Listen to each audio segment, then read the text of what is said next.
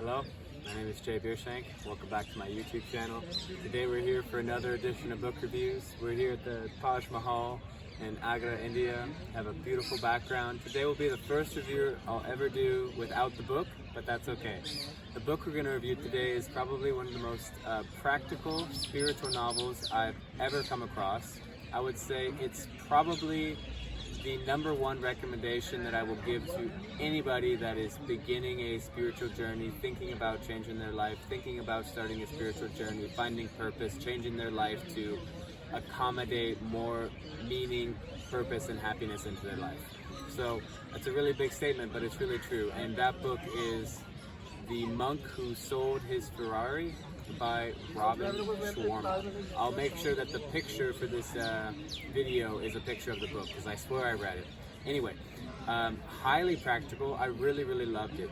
But often I find myself feeling a little bit hoodwinked when I read a novel, a spiritual novel, and the novel part is often compromised by what they're trying to share.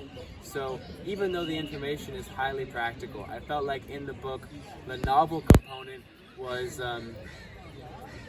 really not emphasized at all. It was just two men talking the whole time. But besides this, I would say it's the most practical book for getting your life together and finding meaning and purpose and fulfillment and how to take responsibility for your life. So what this book is about a very successful lawyer who has a heart attack and needs to reevaluate his priorities in life. Is he going to choose life or is he going to choose death, basically? Because of his job, his stress, his life is killing him. So he quits his practice and he goes to India and he comes across some sages in India. He finds them out in the Himalayas and they begin teaching him ancient practices for bringing life and energy and humor and practicality and meaning and purpose into his life. And the way in which he talks about this wisdom is not esoteric in any way, shape, or form. I would say it's the highest form of spiritual pragmatism. Basically, it's about taking responsibility for your thoughts, making sure you have clear goals in life, making sure your life isn't completely centered around you, it's more centered around giving back, making sure that you have personal discipline for being able to follow through on the goals you set and being able to follow through on maintaining autonomy over your mind. There are some really beautiful quotes that I have in my journal that I don't have now because I'm reviewing this here with the Taj Mahal because we thought it's too good to pass up. But you know, I really think, these ideas about having autonomy over your thoughts is real autonomy over your life. I believe this so much, and so many people believe that they are victims of certain circumstances in their mind, sort of like, this is going on, and that's just my life, that's just how I view things, that's just how I am because of, this is how I was raised, or da-da-da-da-da.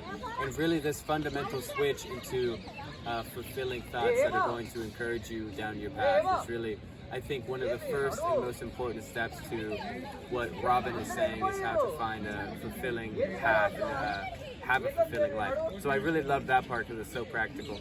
And there's also very many practical meditations, very many practical journaling exercises and different rituals for maintaining the momentum once you begin achieving it, and also how to start the momentum. Like there was this one chapter where it talked about 10 rituals that you should perform every day to be able to make sure that you can propel yourself in the right direction. And after 30 days, you've created these new neural pathways and you have these new habits that are now enabling you to have this life that is full of meaning and purpose. And those were highly practical. It was like the ritual of stillness, making sure you have 15 minutes a day of quiet and serene peace to be able to be with yourself. There was the ritual of the spoken word, the power of mantras, and this could be extrapolated out also to the power of telling the truth, the power of speaking your truth, the power of good deeds towards other people. I mean, words can be energy and motion, so in that sense. And then there was the ritual of physicality, making sure that you perform some kind of physical exercise every day, making sure you do some sort of physical work. There was the ritual of music. So anyway, these are all hyper practical things. They're not far out esoteric concepts. They're really concrete. And you know, I think if someone was to read this book and really incorporate what the book is telling you into your life, I mean, you would notice a tremendous difference. And for me, this book was a wonderful reminder, because I believe that I definitely already knew all the things that was being told in this book. I've read about them a million different ways in a million different books and thought about them a million different ways. But it's such a concrete, practical, nice reminder. And I think anybody could benefit from this book, no matter where you are on your journey through life, on your spiritual practice, on your how fulfilled you feel now or how fulfilled you'd like to feel in the future. This book could always be a beautiful tool. So yeah, this was a interesting review for me, because I tried to get it all just stream of consciousness without any notes or anything, but I believe I did a good job, and I don't think I missed anything super important. It's a really easy read. The book is only like 200 pages, and I flew through it. I found myself reading 20, 30, 40 pages at a time, not being overwhelmed. The information is really digestible. It's written in a really, really simple way. That's another beautiful part, is the language is so simple. It's not far out esoteric language whatsoever. I could give this book to anybody, even my girlfriend who is not a native English speaker. I think that she could really, really get something from this book. So I think it's just such a hyper practical book that I'd recommend to everyone.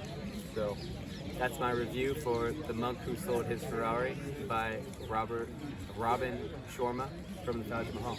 Thank you. Please like and subscribe.